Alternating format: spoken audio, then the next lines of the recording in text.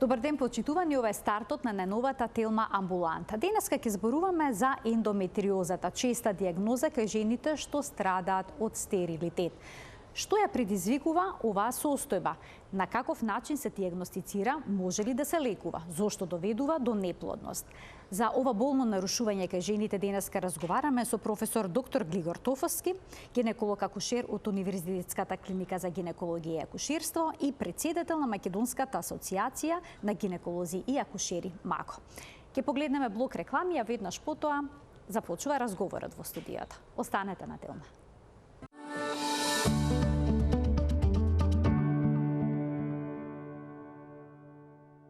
Во денешната Телма амбуланта зборуваме за ендометриозата, како се третира ова болно нарушување кај жените, ќе ни појасни професор доктор Глигор Тофовски, гинеколог акушер од Универзитетската клиника за гинекологија и акушерство и председател на Македонската асоциација на гинеколози и акушери МАГО. Професоре, добар ден. Добар ден. Добре дојдовте во студиото на Телма. Добро најдов. Секогаш со задоволство гостувам овде. Темите што ги обработувате се многу интересни, многу сериозни. Мислам, ние се смееме, се шегуваме, меѓутоа мислам дека информацијата која што од кај вас ја добиваат пациентите е многу корисна за понатака, за да се решат да отидат на преглед и евентуално некакви симптоми кои што ги чувствуваат да ги понатака ги препознаат аларм. И да понатака ги диагностицираат, затоа што знаете, ние колку пати сме разговарале тука, секогаш превенцијата е подобра од лекувањето. Значи подобро да се вакцинира, да се открие нешто во рана фаза, затоа што тогаш полесно се лекува и може целосно да се излекува, отколку да се трпи болката, например, како во случајот со ендометриозата, диагностика да трае многу години и на крај кога ќе дојде веќе пациентката за третман, е веќе во некоја понапредна, да кажеме, фаза. Што е тој ендометриоз и зошто толку често се поставува оваа диагноза кај жените што се борат со неплодност? Да. Па, видите вака, општеството прво се плашеше од некакви други типови на болести, се уште се плаши и од карциномите и од некакви сериозни, да кажеме, и автоимуни болести, од некакви си сериозни туморозни формации, да кажеме, кои што може да го реметат квалитетот на животот и некако се доживуваше дека менструалните болки, така наречената дисменореја, значи болките во периодот на менструацијата се некоја нормална појава, некоја условно речена, да кажеме, состојба со која што жените треба да се носат. Да. Меѓутоа, после тоа со напредокот на медицината се види дека отприлика кај 1 од 10 жени, значи можеби зад тие болки кои што постојат, кои што можеби се, да кажеме, толерабилни до некој период, понатака може да стои едно заболување кое што се вика ендометриоза.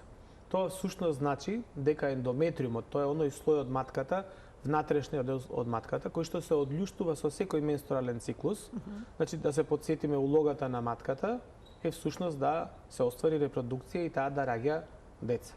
Доколку во еден циклус не се оплоди јајната клетка и не настане ембрион, не се гнезди тој во матката, значи треба тој ендометриум да се изфрли надвор, тој слој да се изфрли надвор и потоа на неговото место расте нов, чекајќи, да кажеме условно речено, ново бебе. И тоа е основната функција на матката. А во овие состојби кај ендометриозата, овој слој што се наоѓа внатре во матката, всушност се наоѓа ектопично, тоа значи не на местото на кое што треба да биде, на други локации во организмот на жената. Кои се тие други локации, професоре? Секаде. Најчесто се наоѓа во оној регион доле во малата карлица, значи на јајниците, на перитонеумот, околу дебелото црево, на предниот дел на перитонеумот, кај што е и мочниот меор тука, меѓутоа може да се најде на некои чудни локации, у колено, у зглобови, во белите дробови, во плеврата и така натака, што всушност отвара простор, дури кај мажи има, мажи што се третирани со поголеми количини на естрогени, може дури кај нив да се појави, што ќе не доведе до моментот од каде таа ендометриоза се појавува. Од каде тоа ткиво кај мажите? Да, една од тие диагнози стартно беше од една, да кажам, работните диагнози пред 70 на години, поставена беше дека се работи за ретроградна менструација. Имате тука баш еден слайд кај што тоа и се прикажува,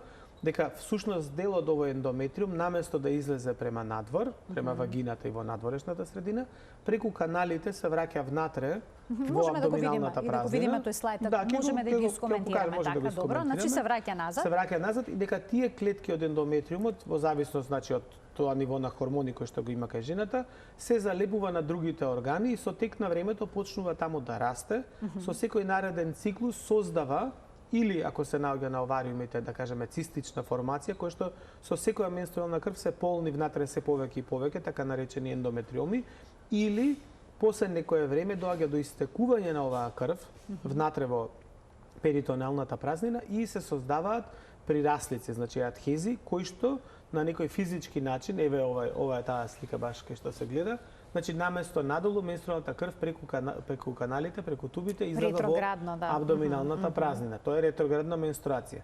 Меѓутоа локациите што ги спомнавме прескако што се чудни немаат никаква врска со, да кажам, гениталните органи, со женските органи и појавата и кај мажи, всушност кажува дека можеби и не е таква целата приказна, дека можеби тоа се некои делови, пошто знаете се, ние сме сите настанати од еден сперматозоид и една јајна клетка со хаплоиден број на гени, на хромозоми, и всушност фактички од една клетка, од еден ембрион, после се развива целиот овој организам кој што денеска седи овде пред телевизиските камери. Дека некаде во тој процес, тој целомичен епител, има зачувано некои клетки кои што може да предизвикаат одредено сменување под дејство на X фактори, и тука се оние фактори ризик кои што многу често се набројуваат. Едно е самата генетика, значи оваа болест има и генетска поврзаност фамилиарна. Меѓутоа има и јадењето на црвено месо, дебелината кај определени пациентки, раната појава на менструацијата, касната менопауза.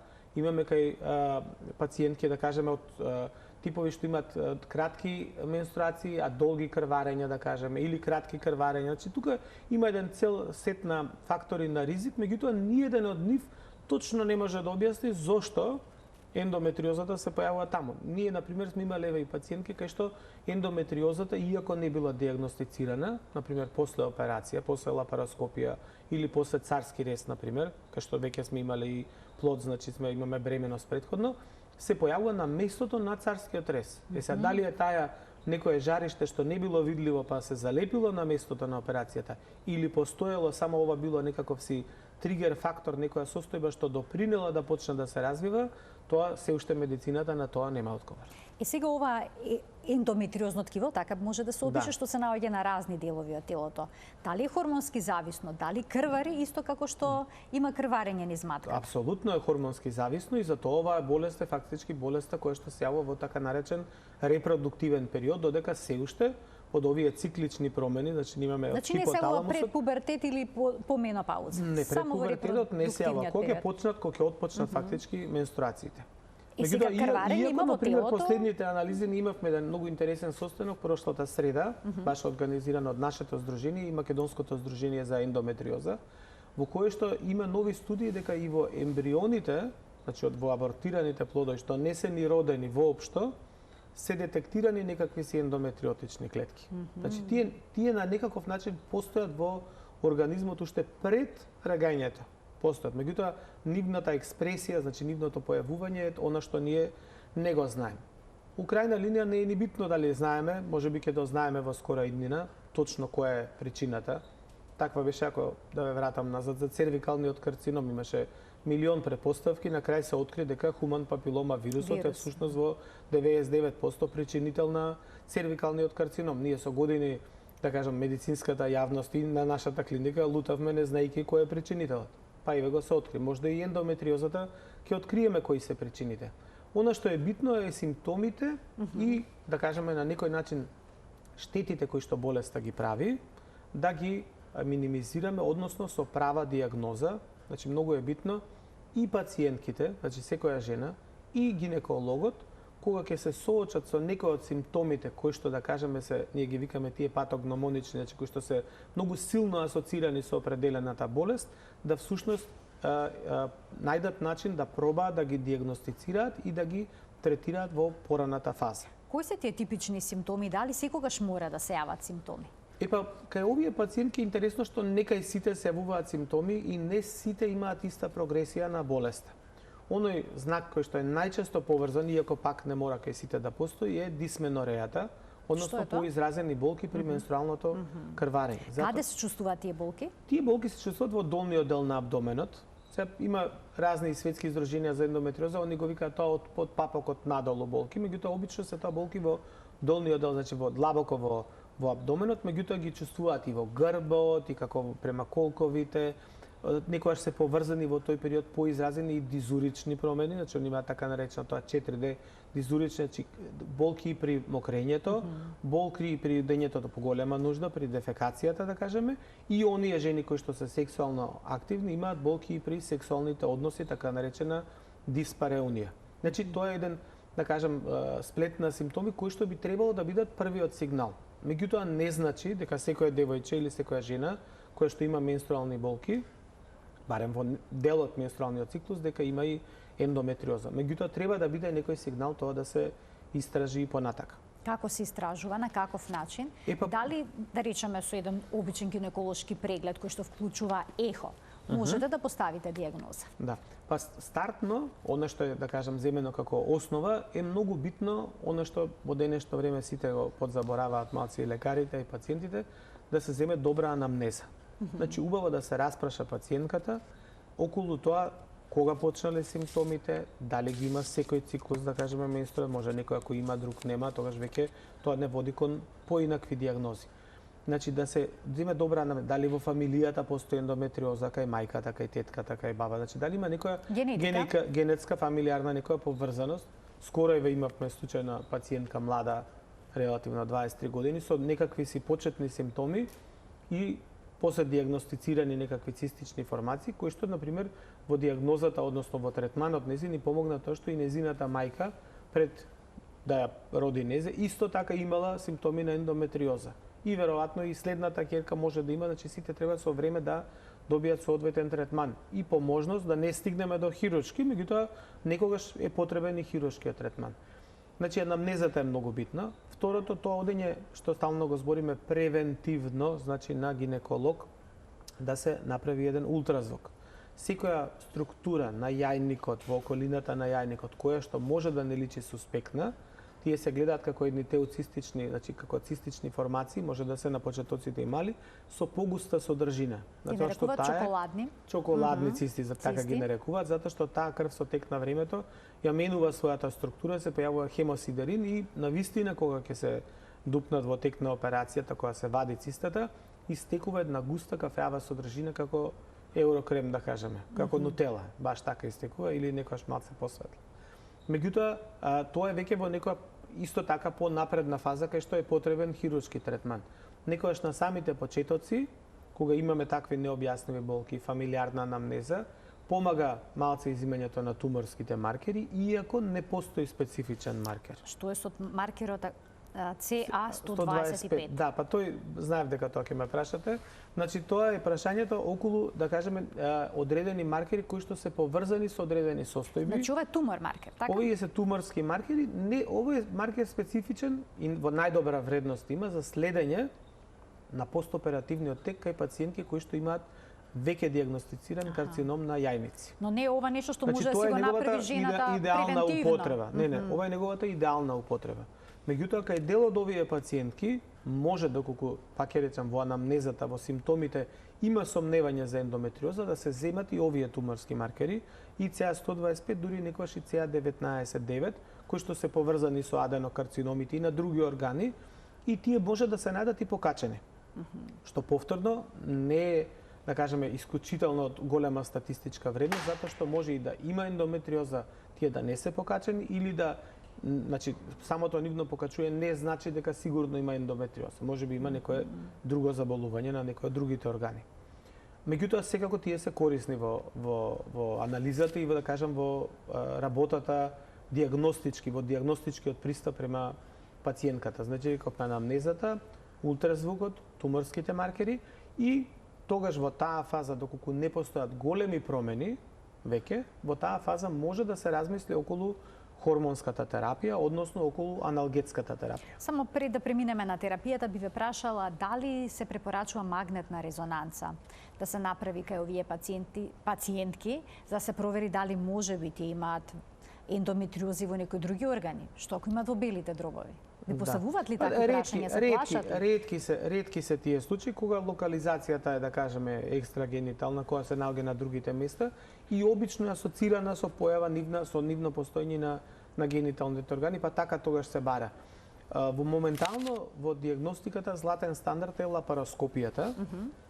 Тоа е една метода во која што се да кажам, прават неколку дупчиња на абдоменот, се влегува со ендоскопски камери, кои што многукратно го зголемуваат фактички органот, односно деловите во абдоменот, во абдоминалната празнина, и на тој начин може од поблиску да се види дали има дури и мали жаришта.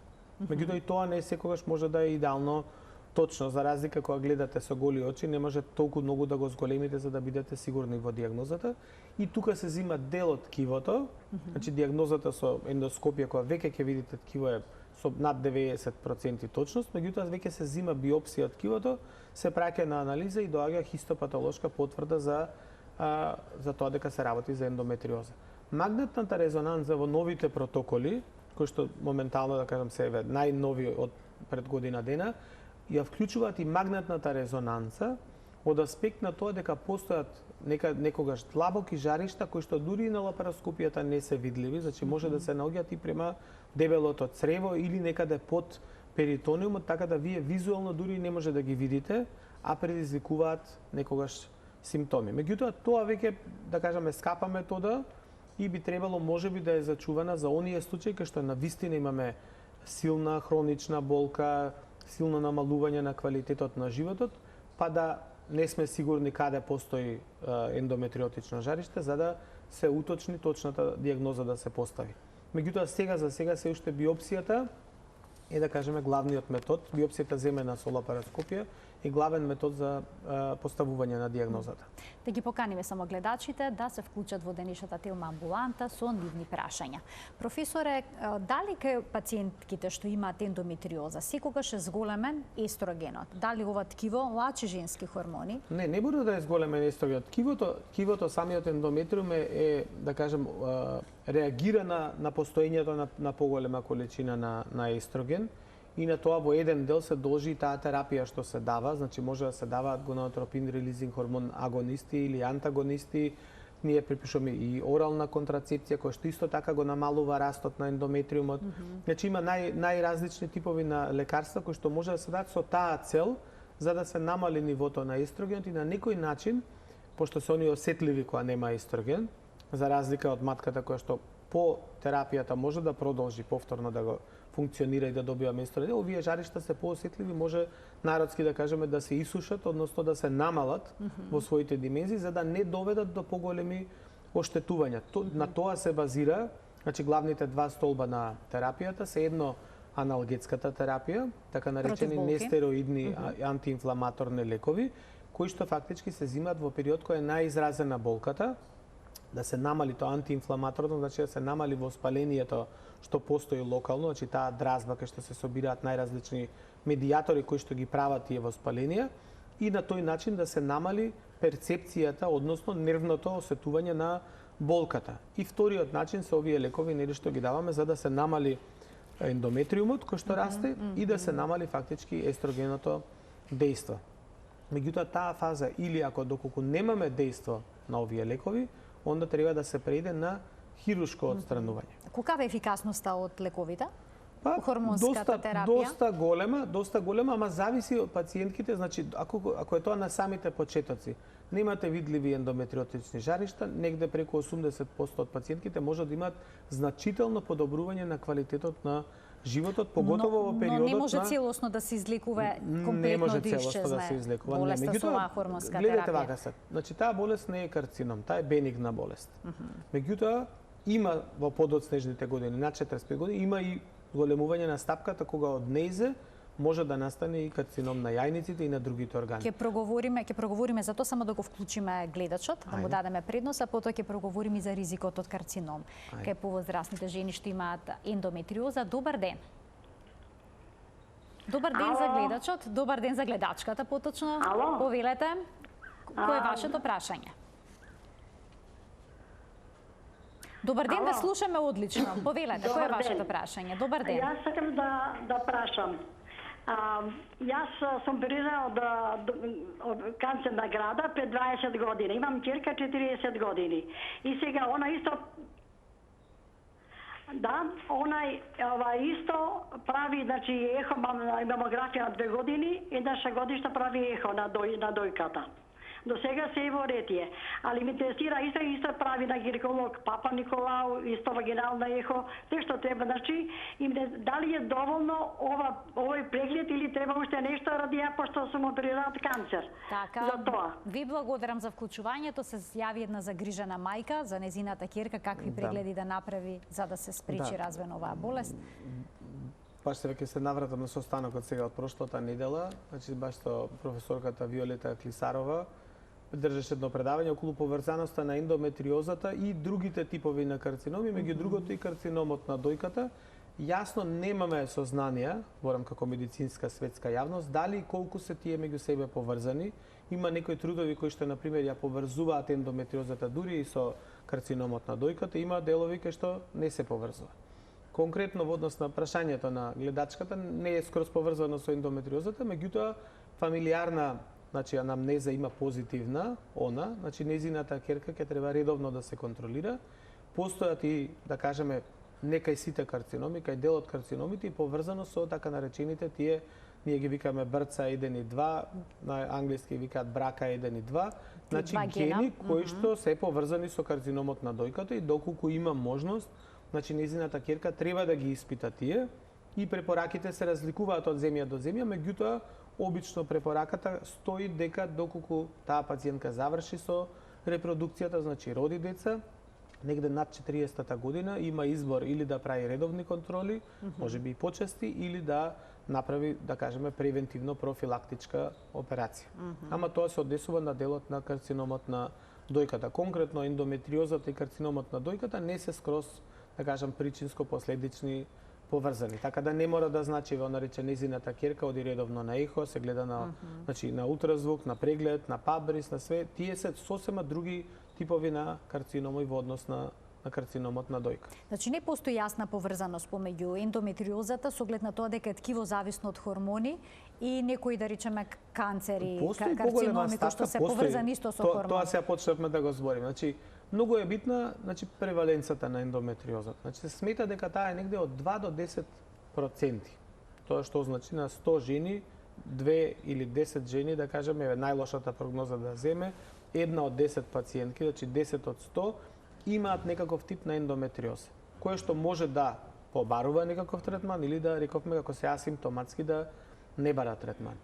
Со тек на годините се профилира оно што го спомнавте на самиот почеток, една група на пациентки кај што ендометриозата во процентуална мера може да дојде до 30%, а тоа се тие пациентки кои што имаат инфертилитет. Значи и порано не се водеше толку сметка на тоа, сега се сваќаме дека се почесто пациентките со инфертилитет може, поред другите проблеми, значи може да имаат проблеми со овулацијата, може сега исто почесто и машкиот фактор, значи бројот на сперматозоиди, нивниот квалитет, подвижноста, и ендометриозата станува едно од битните прашања кога ги консултираме нашите пациентки, односно кога се прави лапароскопија, затоа што не само заради ендометриозата има неколку степени, градирани 4 степени, во зависност од тоа дали е таа во блага форма, во лесна форма, потешка или во најтешка форма. Во најтешката веќе имате и перирастици кај што анатомски има проблем да се спојат јајната клетка и сперматозоидот. Во третата фаза имате ендометриоми кои што веќе го нагризуваат и дел од оваријалното ткиво и има може и адхезис. Во пониските степени не е точно јасно, пак тоа збориме затоа што не знаеме ни од кај доаѓа ендометриозата. Не е јасно всушност што е причината, меѓутоа се смета дека нешто во самото созревање, во растот на јајните клетки, значи на самото оваријално ткиво, под влијание на ендометриозата се менува. Што е тука убавината? Дека кај тие пациентки кои што имаат нормални, значи јајни клетки, имаат доста оваријално ткиво, кај помлади пациентки збориме пред се, кога хируршки ќе се отстрани ендометриозата, некаде повеќе од 60% од овие пациентки остануваат спонтано бремени. Значи има резон кај тие што се помлади да се направи хируршка операција и да останат бремени.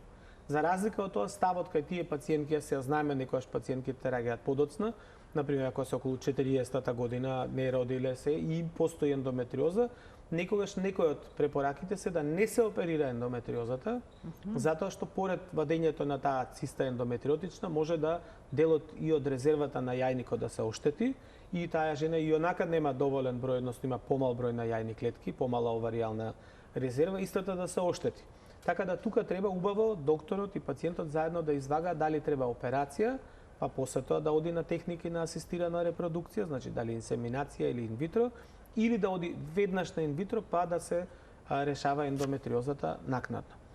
Она што се јави пациентката, значи карциномот, тој е многу редок кај ендометриозата, некаде до 45-та година, а понатака доколку постојат, поготово доколку постојат поголеми жаришта, меѓутоа некојаш и кај помали, баш заради таа метаплазија, заради таа промена на епителот, од која што потекнува и ендометриозата, некогаш може да прејде во оваријални промени кои што се непосакувани, односно во оваријален карцином. Зато се препорачува после 45-50 година понекогаш да се отстранат ениците кај овие пациентки? Па зависно, доколку се реализирани во мајчинството. Нека и сите, тоа не треба да е стандард, не треба да е стандард. Основа на сето тоа е следење фактички редовно на ултразвук. Меѓутоа, кај оние кај кои што имаме докажано ендометриоза, би требало да спадаат во една категорија кај што би требало можда да се тоа следење биде редовно, да кажеме, дури некојаш зависно од условите и почесто. Имаме повторно гледач, што ќе постави прашање во денешната Тилма амбуланта. Добар ден за него. Добар ден за следниот гледач. Добивам знак дека се уште е на линија и дека се обидува да се вклучи. Јас се надевам дека тоа ќе го направи успешно. Добар ден. Се уште не можеме да го слушаме. Еве слушнавме. Добар ден. Добар ден, повелете. Ве слушаме во програма сте. Да, ве слушаме одлично. Ало? Само намалете го тонот на телевизорот, за да можеме да комуницираме. Докторот да ми... Значи, јас ќе ве замолам да го намалите тонот на телевизорот, во спротивно нема да можете да го поставите прашањето. Дали сте се уште на линија? Нека се јави гледачката повторно, нека објаснат од режија на каков начин да се вклучи, за да може да го постави прашањето. Ние продолжуваме понатаму. Во кој момент одлучувате дали пациентката ќе биде ставена на хормонска терапија или пак ќе биде направена хирургија? Па вака, доколку се мали промените, значи некаде до 3 см, 2,5 см да кажеме, теоретски може таа да проба зависно во која животна фаза се наоѓа. Повторно, значи доколку се работи за девојче, затоа што оваа болест има релативно висока стапка и на повторување, на рекурентност. Значи зависно пак тоа и од операторот сето тоа, затоа и во светот се почесто се прават така наречени референтни центри за ендометриоза. И за оние тешки случаи збориме, значи ендометриозата може да има повеќе, во тешките случаи може да го нападне и дебелото црево, жените може да крварат од дебелото црево, а тоа да не е поврзано со карцином, него со ендометриозата. Може да имаат сериозни проблеми и при функционирањето секојдневно. Значи силно нарушен квалитет на живот, тука е потребна мултидисциплинарна операција и со абдоминален хирург, и консултација со онколог, и давање на хормонска, хируршка терапија, значи тоа се навистина сериозни случаи. Збориме кај овие кои што се јавуваат кај помладите девојчиња, некаде за жал просечниот период по она што литературата го кажува од почетните симптоми до диагноза е 8 до 12 години. Сега нашата битка е тука малце да ги освестиме пациентките, меѓутоа и докторите да размислуваат за да тој период Како се намали. Како реков 8 до 12? Јас најдов дека за се дојде до диагноза обично се потребни 3 до 11 години. Па ете тоа е диапазонот, да, значи на вистина долг период е потребен. Зошто? Тешко е да му дадете на некого диагноза ако немате тоа да ја потврдите. Сега да ви кажам, вие имате ендометриоза, а немам никаков доказ за тоа, имам само некакви си симптоми, болни, хронични болни менструации, некоја болка чудна во абдоменот во периодот менструалниот циклус овона, а немате доказ. Друго е кога вие ќе добиете, например, еве ако имате крварење од матката, например во подоцнежните години, еве перименопауза, менопауза, вие правите киретажа, тоа е едноставна процедура, зимате материјал од ендометриумот, меѓутоа кој што се наоѓа на правата локација, нели во внатрешноста на матката. И хистопатологот ви кажува, ова е нормално ткиво за годините, ова е под дејство на хормони, Овде имаме дисплазија од некој степен на типија на клетките, значи некој почетен карцином или имате карцином. И вие со една кратка интервенција од 10 минути, ако претходно имало симптоми или вашиот доктор ви сугерирал да ја направите, добивате дијагнозата. Овде е приказката малце потешка. Сепак дијагнозата се прави со оперативен зафат. Меѓутоа, реакцијата на организмот на терапијата дадена може да е еден од сигналите дека фактички се работи за ендометриоза. Значи, тоа е затоа и ендометриозата, да кажеме, една приказка имаше во објавата оваа година, месец март беше месеца, да кажем на некој начин, свесност за ендометриозата, дека таа е една болест што тука е меѓу нас, никој не ја збори, никој не ја каже, никој точно не знае која ќе се дијагностицира, меѓутоа се повеќе треба да се збори на таа тема. Поготово кај помладата популација, затоа што, како да кажем, треба да се исклучи на некој начин постоењето на ендометриозата со помош на останатите методи, мерки и лекарства што ќе се даваат по пат.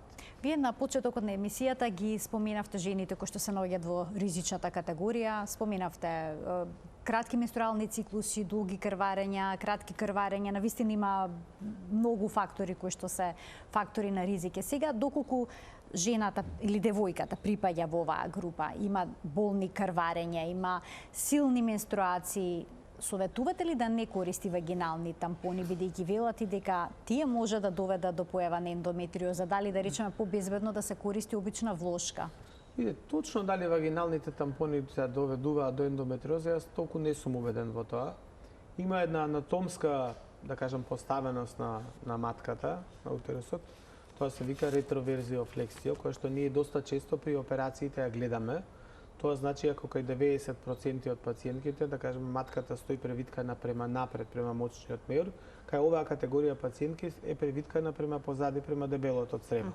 И таа анатомски со себе носи една предиспозиција за оваа ретроградна менструација. И може би поголемото присуство на тие клетки позади во абдоминалната празнина влие. Значи тоа е да кажем релативно е почеста состојбата во оперативниот тек и пациентките што доаѓаат за операција. Меѓутоа, дали таа категорија па во полесната ендометриоза доминира, тоа да ви кажам, не сум ни јас сигурен, затоа што мислам дека сепак на крајот на краиштата тоа е мултифакторијална приказка која што еве ви имате 7 пати поголема шанса да имате ендометриоза ако имала вашата мајка. Меѓутоа тоа не значи дека мора да имате. Така. Значи само ризикот тоа е како со пушењето од цигари. Вие може да добиете карцином на бели дробови и никогаш да не пушите. Меѓутоа ако пушите, 10 пати поише има шанси да добиете карцином.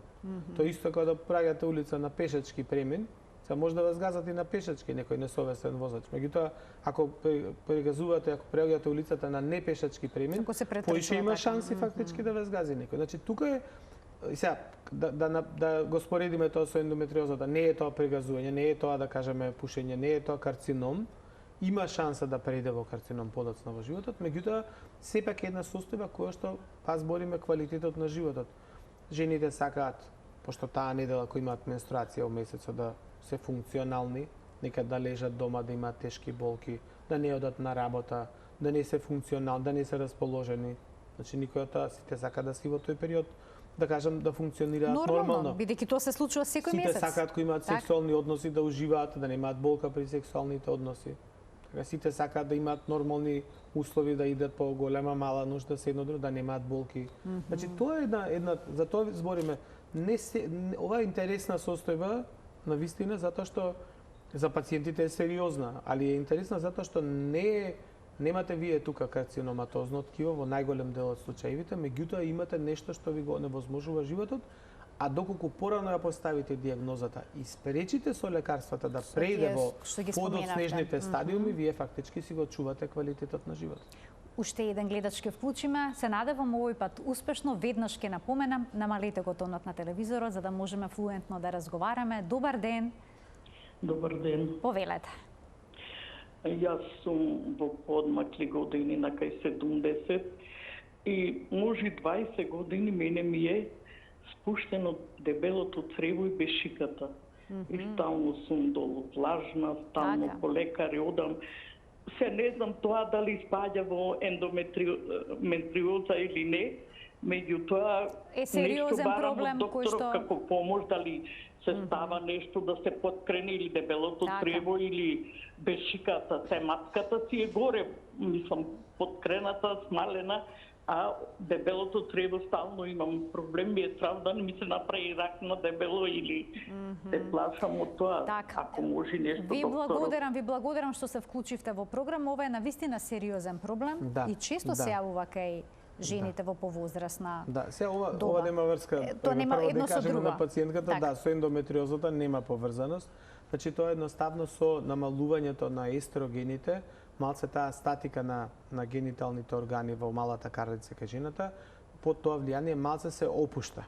Значи интересно е, она вика дека знае, значи веројатно оди на гинеколог, дека матката не е спуштена надолу, вика мала е, стои поставена горе, значи има разговарано.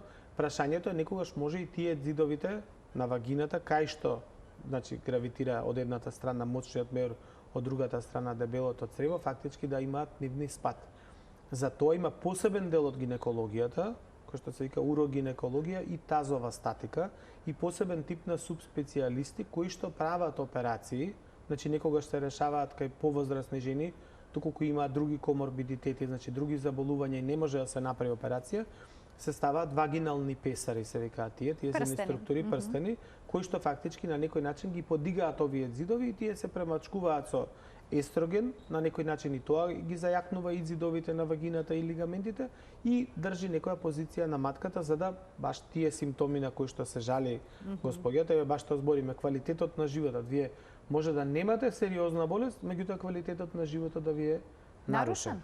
Така. Или доколку има, значи ја би ја советувал да се јави во клиниката за гинекологија и акушерство, да се консултира со специјалисти од таа област, затоа што јас сум во друга област, во ендоскопска хирургија и во инфертилитет, така да не сум експерт по оваа работа, меѓутоа и било кој да е друг, веројатно ќе побара да направи физички преглед за да на вистина види што се случува. Гледачката доколку е вична со новите технологии на YouTube може да погледне на нашиот канал. Неодамна имавме емисија токму за тоа, за спуштена пешика, за спуштен утерус и за подмочување кај жени, како сето тоа може да се реши. Докторе, велат дека ризик фактор за појава на ендометриоза е и раната појава на менструацијата, односно менструација пред 11-та година. Сведоци сме дека девојчињата се порано и порано влегуваат во пубертет и се порано и порано добиваат менструација. Дали тоа значи дека тие се во зголемен ризик еден ден да развијат и ендометриоза? Па на некој начин да. Знаете сега, овие студии се многу интересни. Значи, како се доаѓаме ние до научни докази? Ќе го малце превртиме прашањето да не е само за ендометриоза, е за сите останати. Значи, вие може да делувате со некој фактор на некого и да гледате какво е дејството од тој фактор. Или може да земете една група, што во тој случај проспективно ги пратите последиците од тоа нешто. Во ендометриозата голем дел од заклучоците се всушност од кога ќе се постави диагнозата, се враќате наназад да гледате кои све фактори постоеле претходно за да дојдете до ендометриоза. И сега, например, факторот на јадење црвено месо, како фактор да се појави ендометриозата, и факторот на јадење овошје за да ве заштити од ендометриозата, се може да бидат некојаш и спекулативни. Дали таа група што јаде повеќе месо, може би е таа група што е со поголем обезитет, со поголема телесна тежест. Дали тие значи има повеќе фактори до кои што може да се дојде. Она што се па ќе речам, кога не знаете вие точно што е причината, ретроградно извадени, овој моментум дека тие што порано добиваат менструални циклуси имаат повеќе шанса да добијат, стои како таков, меѓутоа која е причината точно не би можеле да кажеме. Да, јас не би сакал да ги сплашиме жените у Македонија, да они сега почнат да се грижат, пошто малце сите сме под едно оптеретување и општествено, и животно, и стресно некое време, и сега тие што не гледаат да речат, леле, моето дете доби сега менструација порано, сега ќе има ендометриоз. Тоа никој не може да ви го каже. Значи, тоа е нешто што, како рековме, се развива со годините и, веројатно, подоцна треба да видите доколку вашето девојче, вашето дете има болни менструации, дали може би како некоја причина за тоа постои може би ендометриоза, значи да го однесете на лекар, да се направи ултразвук, да се гледаат симптомите. Може да се отпочне со некоја хормонска или аналгетска терапија, да видите дали тоа ќе ги олесне симптомите, значи да се отпочне со здрав живот, со јадење на здрава храна, не брза храна, физичка активност и така натака. Значи тоа се факторите на кои што може да влијаете. Да не влеземе во тој лош циклус дека сега да кажеме тие што јадат црвено месо или тие што добиле рано менструација, дека тие автоматски сега ќе имаат утре други ден ендометриоза. Они жени што имаат ендометриоза и не преземале ништо, дали во менопаузата ќе ги изгубат сите симптоми и болеста сосема, односно состојбата сосема ќе се симптомите се намалуваат, како што рековме, значи тоа е естроген зависна болест, ендометриумот веќе не се одљуштува, така е на пример исто диференцијално диагностички, тоа не спомнавме за ендометриозата, некогаш и аденомиозата. А аденомиозата е постоење на такво ендометриално жариште во самата матка, во мускулниот слој. Или миомите како посебна структура што постојат.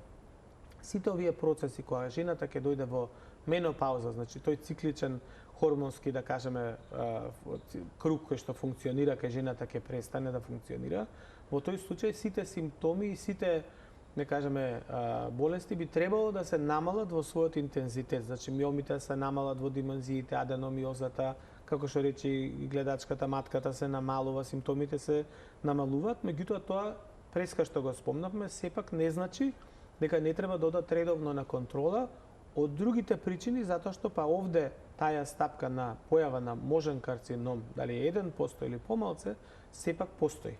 Значи треба да одат редовно на контрола. Меѓутоа симптомите дефинитивно им се намалуваат.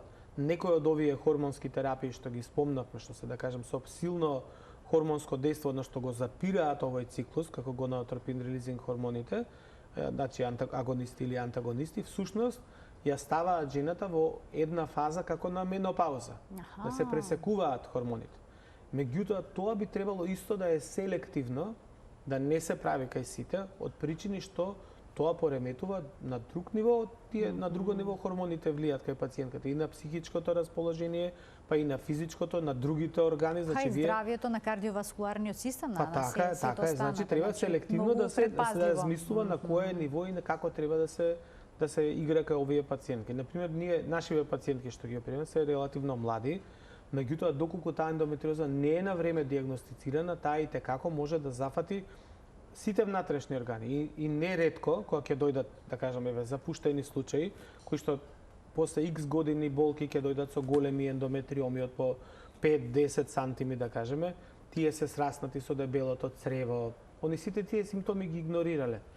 Дека потешко искачат поголема нужда, дека имаат болки при односи, дека имаат болки при менструација, дека нешто како стомакот им се дуе, им растована, сите тоа го игнорираат. И после тоа кога ќе дојдат целите ткива, значи тоа е на некој начин кога ќе руптурираат, кога ќе прснат тие цисти, се што имаат околу себе све залепуваат. И после и за нас е операцијата потешка и за нив. И плюс немаме гаранција, значи подобро да дојдат кои се тие, ние ги викаме солитарни, единечни ендометриотични цисти, полесно цистата ќе се извади и обично пациентките одат на хормонска терапија, на орални контрацептиви на дисконтинуиран начин, со тоа што тие мали жаришта кои што можеби постојат, а не се видливи со голо око, ги држиме под контрола за понатака во животот.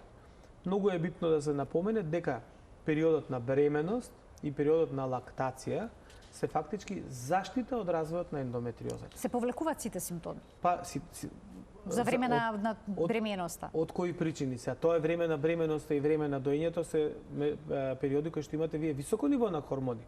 Меѓутоа немате циклично ендометриално љуштење на ендометриум, фактички ендометриумите нема менструации. Нема менструации, нема. Значи на некој начин бременоста и лактацијата, доколку се прави често и трае подолго време, се на некој начин и заштита и терапија за ендометриозата. И ние многу често, ако пациентката е во тие години во кои што размислува да формира семејство, да кажеме се, и викаме, сега ќе бидеш на терапија, меѓутоа те советуваме во следниот период, пред да се врати болеста, можеби, и да имаш нови ендометриални жаришта, да фактички да направи дете, односно да оствари бременост. Професоре, ви благодарам многу за денешното гостување и за убавото појаснување на оваа исклучително сложена болест, која што за жал е присутна се почесто се диагностицира, но како што споменавте, па и раната диагностика всушност дава најдобри резултати во значи не треба да се плашиме, треба за секоја болест, за тоа е вашата емисија многу добра, за секоја болест да се разговара отворено, за да пациентите, значи не може докторот ќе ве прими вас, јас сум доктор, на 10-15 минути ќе поразговара со што побрзо ќе му кажете. Има една студија во Америка, направена од поодамна, која што вика секој пациент иде кај докторот со 3 прашања, на крај кога ќе искочи од кај докторот има одговорено 1,5 прашање. Значи 1,5 прашање дома уште е во збунка. Сега кај нас читаат сите на Google, сите бараат по порталите некакви си решенија, доаѓаат веќе поспремни со готови прашања, значи нас не е потежок животот, треба на посериозни прашања да одговориме, меѓутоа многу е битно да дојдат. Тоа е многу битно, да дојдат пред се кај својот матичен гинеколог, а после и кај специјалистот, понатака субспецијалистот по определена проблематика. Така, тоа е најважно да дојдат. Да дојдат. Тоа го праќаме како порака од денешната емисија. Чувајте го вашето здравје и секогаш реагирајте навремено. Почитувани, јас ви благодарам и вам за денешното внимание со кое што не следевте. Гледајте на секој работен ден на Телма. До гледање.